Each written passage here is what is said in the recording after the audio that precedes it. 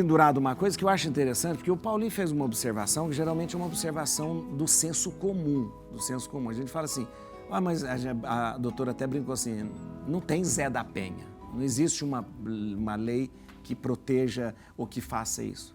Nós já temos o Código Civil todo, Código Penal todo, que protege o homem. Né? Por que não existe? Porque não é um homem, não é um homem que é oprimido ou violentado, é a mulher, não é? Exatamente.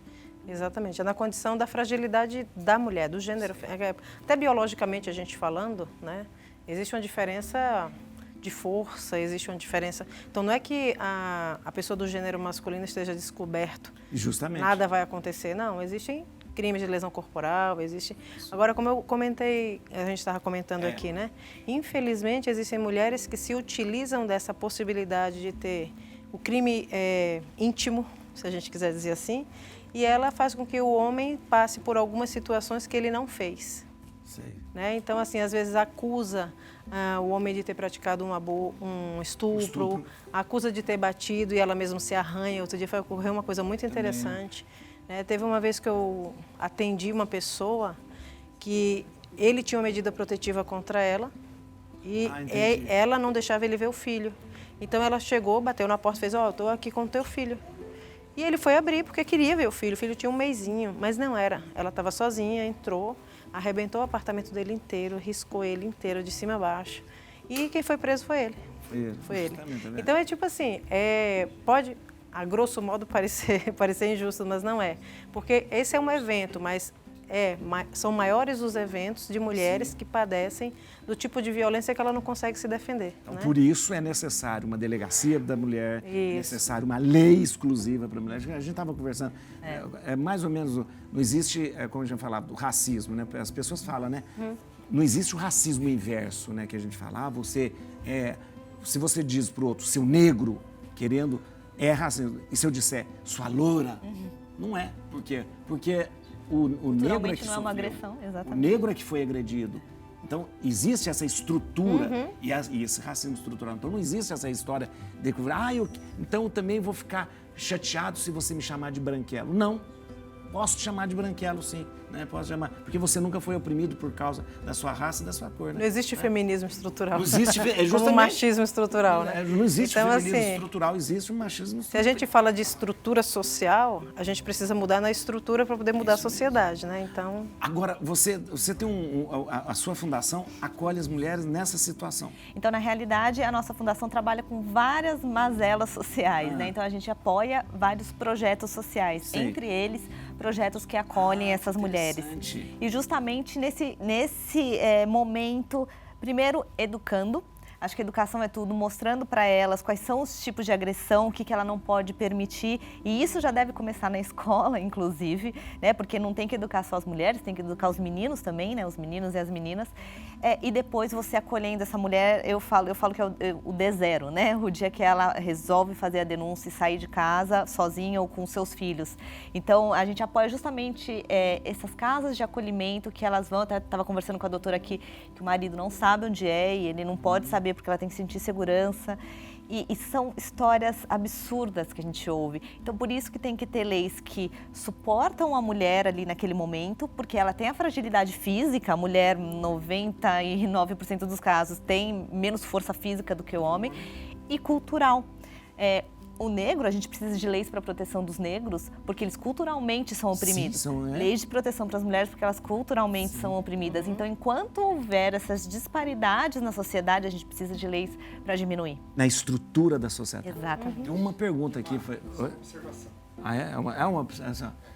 A Fabiana Martinho Brito. Não é pergunta, não. A Fabiana Martinho Brito está participando com a gente. Ela diz o seguinte: fiz estágio de Direito na Defensoria Pública de São Paulo, fora da Barra Funda, aqui do lado. Todos os dias havia audiência de custódia de homens envolvidos, presos em flagrantes. A causa era violência contra a mulher. Olha, gente, olha esse dado. Todos os dias. Todos os dias tinha flagrantes de violência contra a mulher. Padre, tem um dado que a gente pode encher um estádio de futebol porque cerca de 51 mil mulheres por dia são violentadas de alguma forma no país. Isso, gente. E isso são as que denunciam. Que denunciam, e aquilo que não é Imagina, denunciado. Aquelas que não falam, né? E outro ponto importante que a gente trabalha muito na Fundação, padre, é mostrar para a sociedade que esse é um problema de todos. Não é só daquela família, uma vez que você impacta a família, você impacta as crianças. Então a gente faz muita campanha nas empresas, porque você consegue perceber a diferença do comportamento daquela mulher até dentro da empresa. Então canais de denúncia que a mulher às vezes está sofrendo a violência dentro de casa, às vezes ela pode achar um acolhimento dentro da própria empresa que ela trabalha. Olha, interessante. Tem alguns mecanismos, a gente até fala assim, se você está em casa e você precisa de ajuda, você liga, tem um 190 ou 180, finge que vai pedir uma pizza. Liga e eles entendem já que é a forma de você está pedindo socorro. Tem um X que você faz na mão também, que em muitas estações de metrô, vários mecanismos que você vai atrás para pedir socorro. De uma maneira, assim, praticamente despistada, né, que você faz isso. Você sabe qual o tempo aproximado para fazer a denúncia de agressão? Veja só esse VT. O projeto de lei 1713 de 2022 amplia para 12 meses o prazo legal para que a mulher vítima de violência doméstica possa fazer uma representação criminal. Atualmente, o direito de queixa ou de representação para se iniciar uma investigação sobre agressão decai se não for exercido no prazo de 6 meses. Segundo o monitor da violência, apenas no primeiro semestre de 2021, período em que o país viveu a segunda onda da pandemia de Covid-19, cerca de 152 mil medidas protetivas de urgência foram deferidas em 24 estados. Aproximadamente uma ocorrência de violência doméstica contra a mulher acontece a cada 2 minutos no Brasil, um crescimento de 15% em relação ao ano anterior. Parece simples, mas esse tempo maior faz uma diferença imensa para aquelas mulheres que sofrem violência e que têm que tomar uma decisão. Peraí, como que é o negócio? Agora tem 12 meses, é um ano. Eram 6 meses, Eram né? 6 meses. Então Então decai do direito.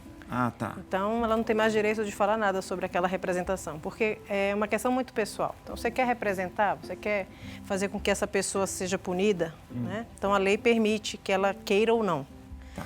E eram 6 meses, é um projeto de lei, né? Que ainda é projeto de lei, ainda não se tornou lei, para ampliar. Para 12 meses. É um projeto de lei do Senado, né? A fonte é do Senado. Projeto de lei do Senado para ampliar para 12 meses. E isso, então, a pessoa teria esse período de um ano. Para chegar na delegacia. Para chegar na... Vamos supor, ela foi agredida praticamente 9 meses atrás. Ela pode... Ela ainda pode ir lá. Ela ainda pode ir lá. Pela lei atual, não. Quer dizer, quando ela faz o BO, a pessoa que fala, você quer representar, não quer representar... Peraí, às vezes... só para a pessoa saber, o que é representar? Então, ela dizer o seguinte, olha, eu quero que essa pessoa seja investigada e punida. Tá, quando a gente faz o processo, eu fiz o BO, tá lá o BO. E aí você, depois do BO, qual porque alguns crimes, eles necessitam de representação e outros não. Ótimo. Se você for roubado, você vai na delegacia e faz o BO, não precisa de representação. Vai seguir o inquérito e vão atrás da pessoa. Agora, no caso de violência... Agora, nesse caso, vai precisar. Em alguns crimes, precisa da representação do ofendido. A gente chama representação do ofendido. Representação então, faz é o contratar BO, o advogado e ir lá contra ele. Faz o BO, que é a notícia do crime, e depois você quer representar ou você não quer representar. Porque então. se ela não quiser representar, é um direito que ela ainda tem. Tem. Aí se ela não quiser representar, isso cá. Mas aí se ela quiser, fica guardadinho lá durante um ano. Agora, durante 6 meses. 6 meses. Isso. Faltando um dia para dar 6 meses, eu posso lá representar. Pode. Pode ir lá representar. Até antes de dar meia-noite daquele dia, pode. Olha que interessante. Isso é importante porque é um prazo que ela tem para tomar coragem, né? Para reestruturar a vida dela. Imagino, né? Às vezes não, porque a gente sabe que a violência, por um estudo feito, que ela é um ciclo, né? Isso. Ela tem aquele ciclo que o agressor ele agride, depois ele se arrepende. Ele diz, nunca mais eu vou fazer isso com você, você é o amor da minha vida, e leva acredita, flores. Ela acredita. E aí ela passa por esse período que ela diz assim, nossa, mas ele é pai dos meus filhos, até que ele é uma boa pessoa, quando ele não bebe ele não é assim, tal e tal, ele normalmente não é agressivo. Passou desse período que a gente chama de lua de mel, né? Então ele volta praticamente ao normal, a ser aquela pessoa perfeita, tal e tal. Daqui a pouco ele agride de novo e assim se faz um ciclo. Então, na verdade, quando a mulher consegue isso que você falou, sair de casa, que ela conseguiu romper esse ciclo, e dizer, não, agora eu não quero mais ser agredida, não vou mais acreditar né? Então, até isso psicologicamente para ela, isso é uma coisa bem importante, fazer com que participe de grupos, para que ela entenda que aquele ciclo precisa ser cortado. Que ela não é a culpada, que ela não é a culpada sobre tudo Agora, isso, exatamente. O contato com outras mulheres que foram agredidas, isso é bom para que elas possam tomar essa consciência? Essencial. Isso é essencial. Por isso que essas casas de acolhimento justamente juntam essas mulheres, né? Outro ponto importante, padre, para a gente precisa entender o porquê que existe o agressor. Isso. Né? Porque também eu considero quase que como uma doença mental a pessoa agredir alguém que ama, né? Mesmo alguém que não ama, mas alguém que ama. Então, por que existe essa desestruturação na sociedade, né? E aí a gente percebe que é muito problema de desestrutura familiar, é algo que ele já nasceu em uma casa agressiva, já viu a agressão, já vem de família.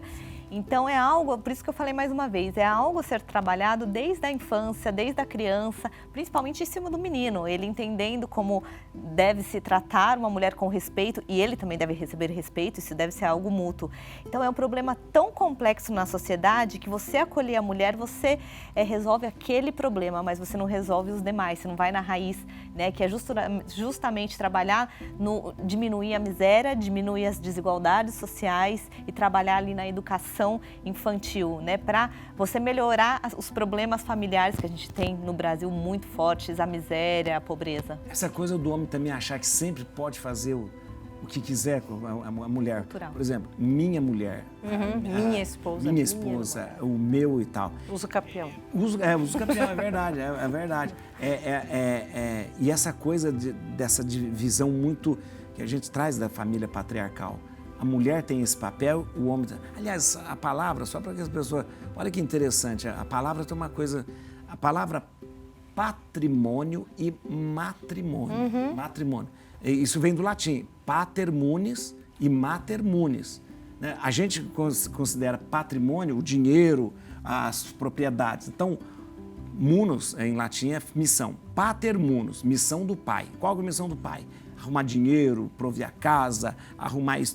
Isso ele fez o seu e ele fez a sua missão. Mater munus, matrimônio. Qual a missão da mãe? Família. Cuidar da família. Missão da mãe.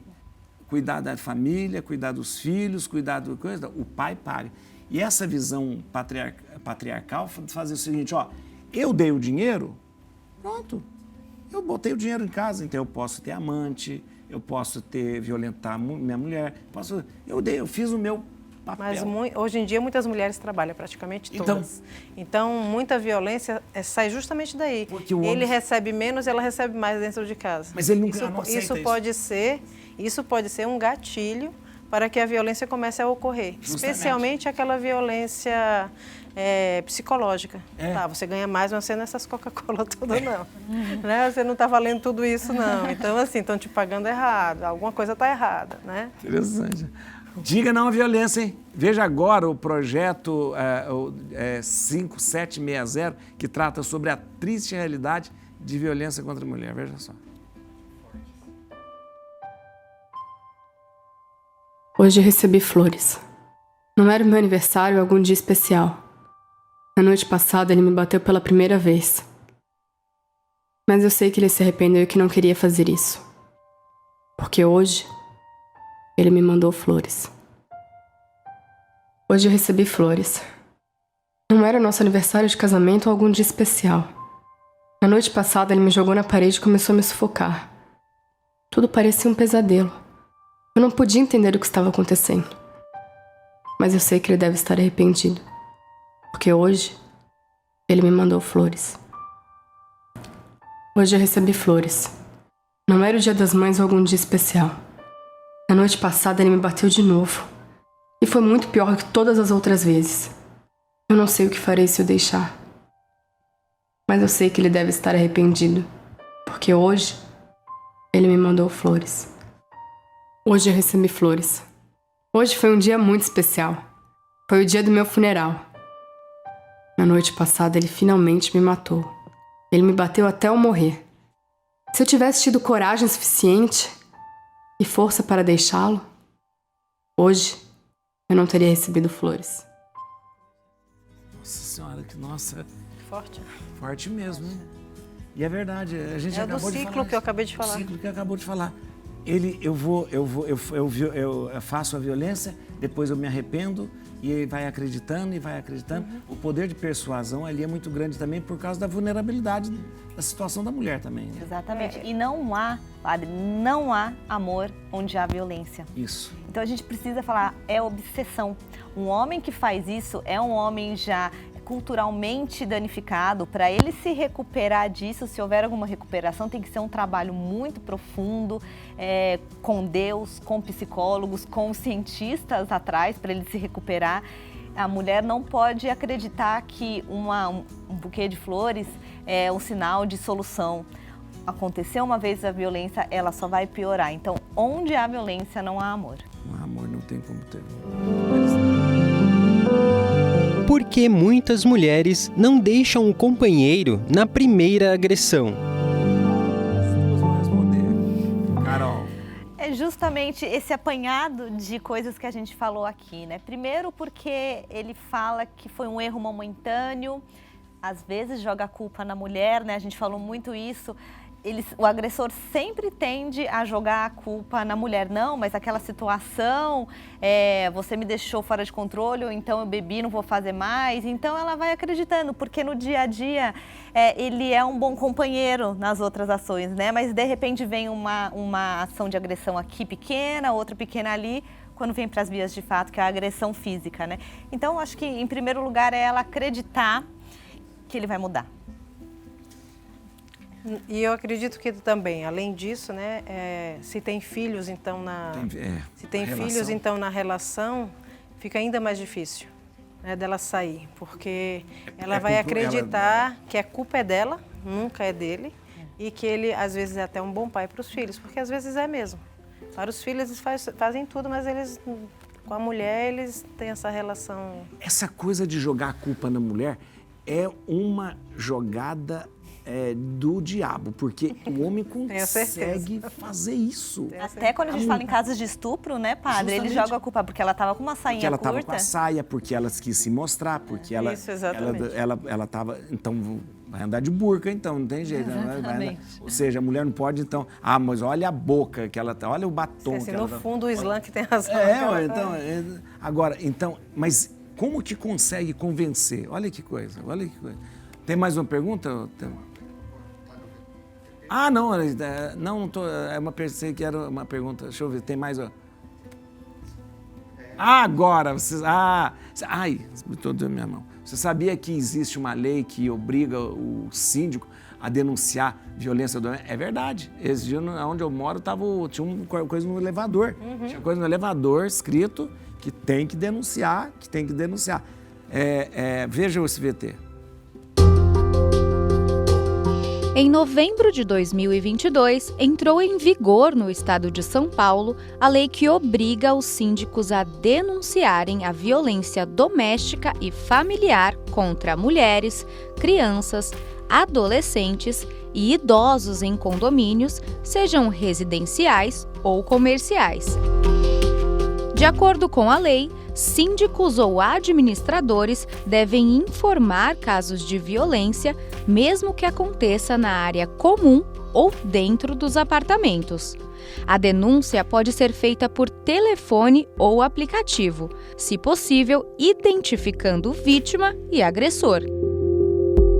Se o caso já tiver ocorrido, a comunicação pode ser por escrito em até 24 horas. O texto ainda prevê que a administração do local deverá fixar cartazes, placas ou comunicados divulgando as informações sobre a lei em áreas de uso comum do condomínio. Mas será que essa lei está sendo cumprida? E quais as punições em caso de omissão? É importante de conversar agora. Vamos lá. Primeiro que não é só o síndico que precisa, qualquer pessoa que ouve e vê uma agressão pode denunciar, não é? Isso, no modo geral, sim, mas quem tem a obrigação por lei, de acordo com aquilo que a gente viu, é o síndico ou o administrador do condomínio, né? Sei. Então, a gente chama isso de dever jurídico de cuidado. Por que a omissão pode ser, ela pode ser penalizada? Porque, de acordo com o artigo 13 do Código Penal, todas as vezes que ocorre uma omissão e há um dever jurídico de cuidado, aquela omissão é como se fosse o cometimento do delito. É como se ele concorresse para que aquele crime acontecesse. E a omissão de socorro, no caso, a omissão de socorro. Seria uma omissão, né, prevista nessa lei, exato. Olha que então, coisa. Ele pode. E é importante a gente enfatizar que é uma obrigação moral, né, da sociedade como um todo. Se você nota alguma alteração de comportamento ou nota uma mulher com algum roxo maior e ela começa a dar desculpas, né, ou baixa o rendimento dela, por exemplo, no trabalho dela, é uma obrigação da sociedade essa denúncia, né? É a mesma coisa com a agressividade contra as crianças. O Estado está mais próximo das crianças, porque tem as escolas, então tem os professores que conseguem perceber mudanças, alteração de comportamento nas crianças. O Estado consegue estar mais próximo. Perto das mulheres é um pouco mais difícil, é um adulto, mas tem toda uma comunidade ali. Então a gente tem que criar cultura, mais uma vez, a educação, a cultura de todos se envolverem e meterem a colher, sim. Meter a colher. Agora, vamos na coisa prática. A pessoa, essa denúncia ela é feita de forma anônima ou não? Não, o síndico que tem que fazer esse comunicado. Então, mas isso é uma situação complicada. Até mesmo porque pela Constituição o anonimato ele é proibido. É proibido? O anonimato. A não ser que seja das fontes de jornalismo e tal. Jornalismo. Mas, por exemplo, você mora, o condomínio é uma comunidade de pessoas ali.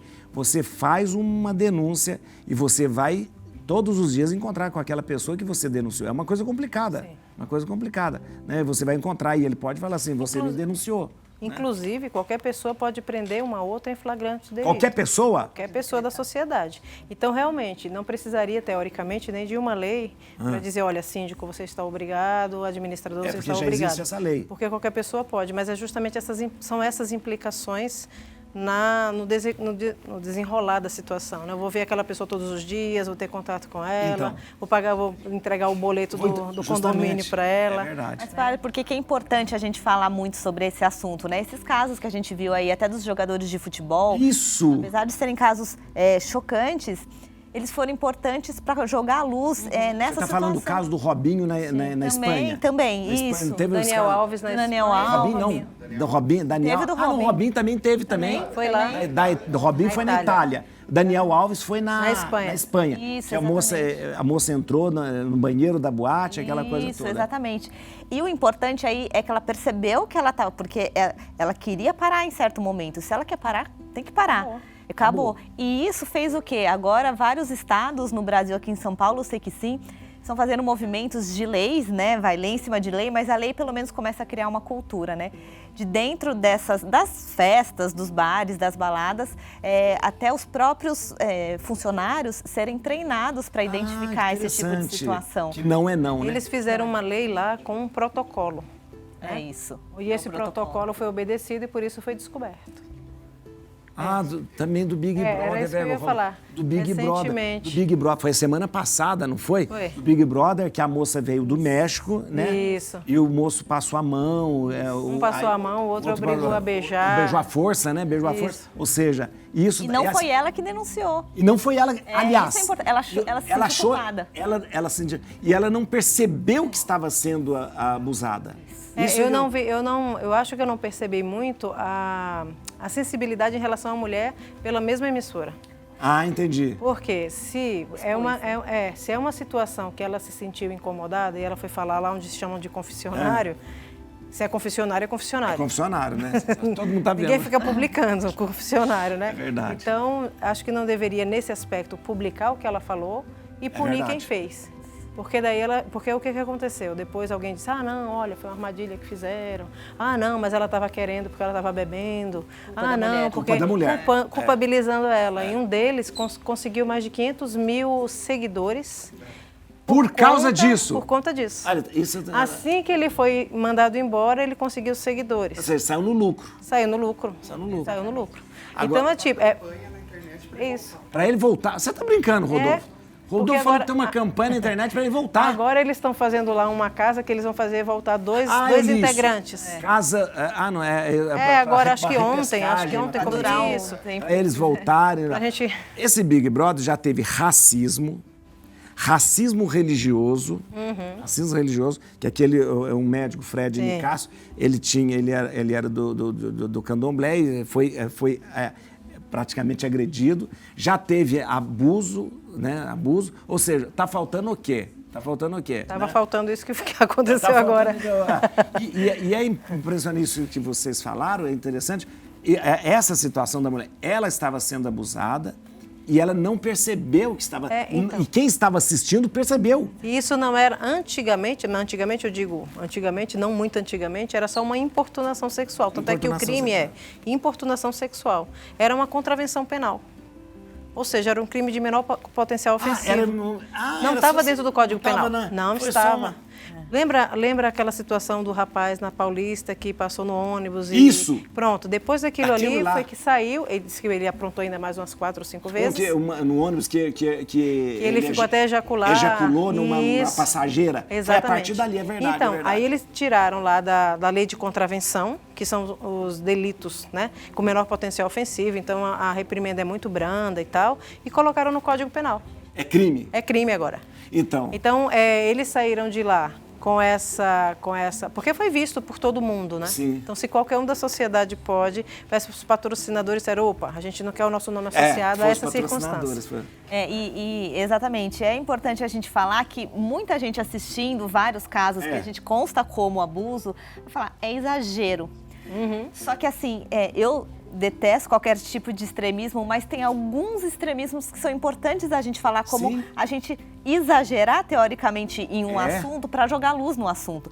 Porque se a gente não mostra que aquele ato é muito mais do que uma importunação, ele está infringindo a individualidade da mulher, isso tem que mostrar para a cultura. É só assim que a gente muda a cultura. Tem que educar, é a questão da educação. Falar para o menino, para a menina falar, isso não pode, não pode. Vocês sabiam que agora a Branca de Neve, a Branca de Neve que dormiu? Não, a Bela Adormecida. Bela Adormecida. A Bela Adormecida, ela foi assediada pelo príncipe, porque ela estava dormindo. E ele beijou. E ele beijou sem ela permitir. E, na verdade, não é brincadeira, não. É brincadeira. Ou seja, as crianças têm que saber. O príncipe não podia ter feito aquilo. Não podia ter feito. Quais as consequências físicas e psíquicas para uma agressão? Veja isso. A violência contra a mulher é uma das principais formas de violação de direitos humanos hoje no mundo. É um tipo de violência que pode acometer mulheres em diferentes faixas etárias, classes econômicas, étnicas e geográficas diferentes. A violência contra a mulher, bem como todas as formas de violência, sobrecarregam sistemas de saúde dos países. Entre as doenças que são desenvolvidas pela violência sofrida estão obesidade, síndrome do pânico, gastrite, doenças inflamatórias e imunológicas, mutilações, fraturas e lesões, mudanças comportamentais como insegurança no trabalho, dificuldade de relacionamento familiar, dificuldades sexuais e obstétricas, desenvolvimento do hábito de fumar e maior propensão a acidentes. Portanto, as consequências da violência contra mulheres são multidimensionais e afetam desde o âmbito familiar até o mercado de trabalho e a saúde pública.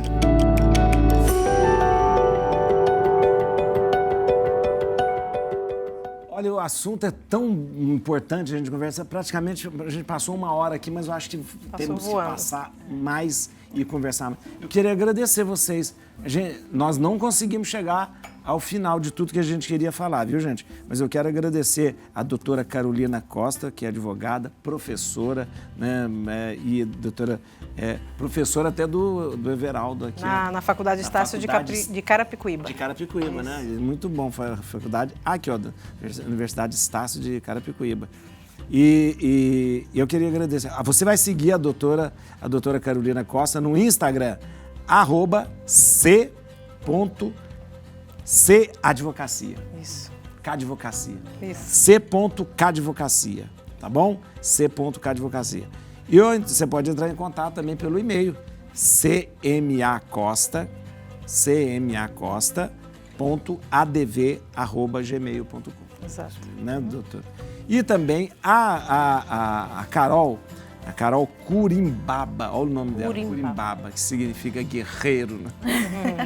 Várias versões. Guerreiro, né? Guerreiro, Curimbaba. Você pode seguir a Carol no Instagram, @CarolCurimbaba. Só vai existir ela no mundo. Carol Curimbaba, tá bom? E você pode acessar o site, é muito importante também. Acesse o site curimbaba.com.br, né? Acho que é da Fundação, essa é da Fundação, né? Exatamente. Da Fundação. É o site da Fundação Curimbaba, que faz um trabalho maravilhoso, maravilhoso, e você precisa conhecer, tá? Obrigado, viu, doutora Carol? A gente que agradece. Carolina. Agradece a Carol. oportunidade. Obrigada. Muito obrigado.